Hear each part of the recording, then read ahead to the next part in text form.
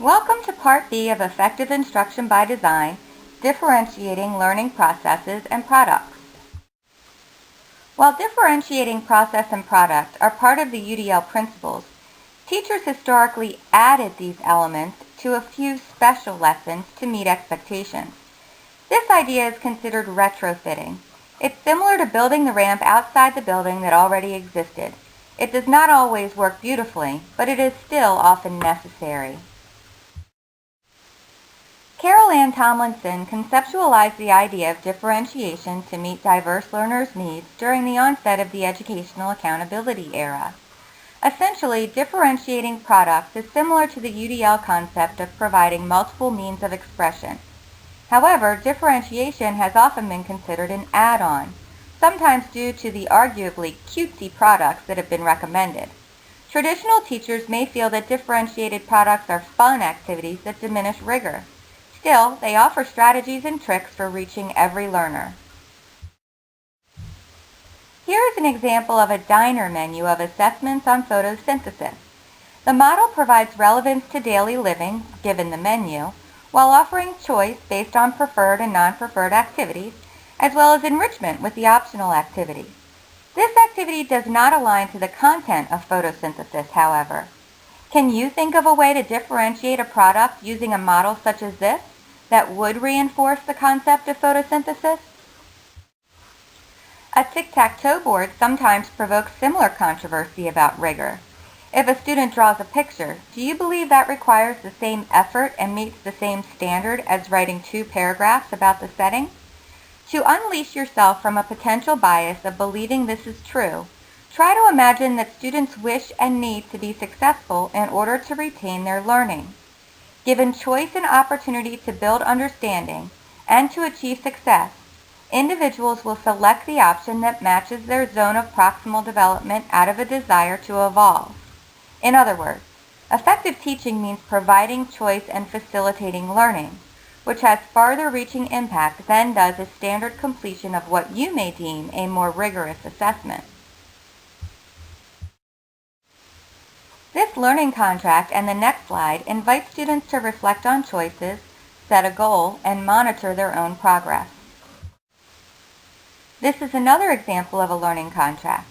Learning contracts have been used in gifted education to promote independent learning for decades, but recent research on choice theory suggests they can be useful for all learners.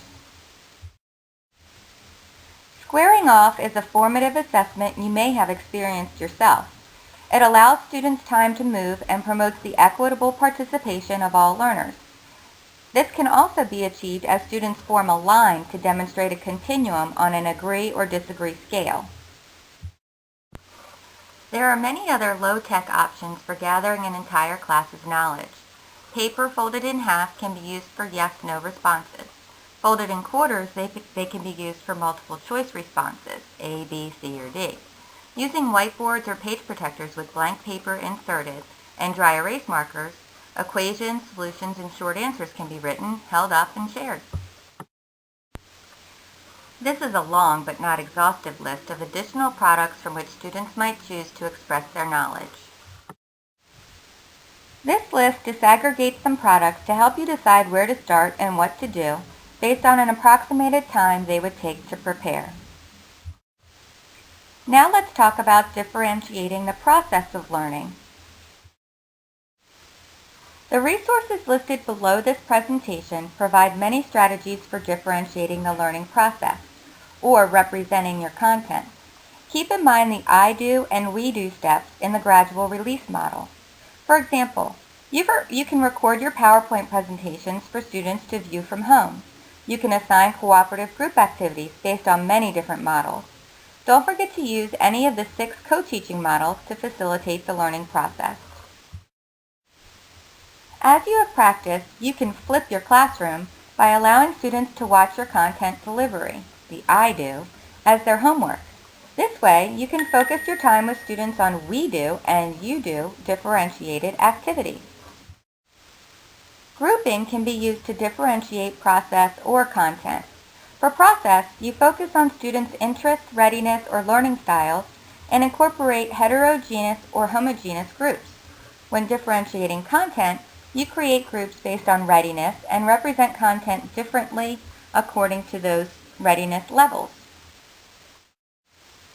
After gathering facts about learners, even in the middle of the school year, and you find that about 80% of your learners are successful, 15% need more help, and another 5% require intensive intervention, you know you're doing something right.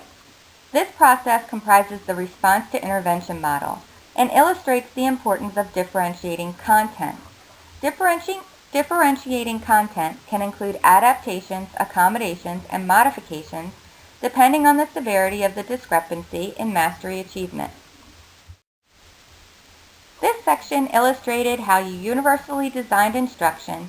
It may not always be possible, but differentiation can be added to existing lessons. Consider the multitude of creative ways to diversify the ways you represent content and collect students' expression of knowledge. Finally, after you have masterfully provided ample opportunities to learn standard content multiple ways, you may need to respond to learners with more intense needs by differentiating the content. The next session provides details on how to adapt, accommodate, and modify content for learners with special needs.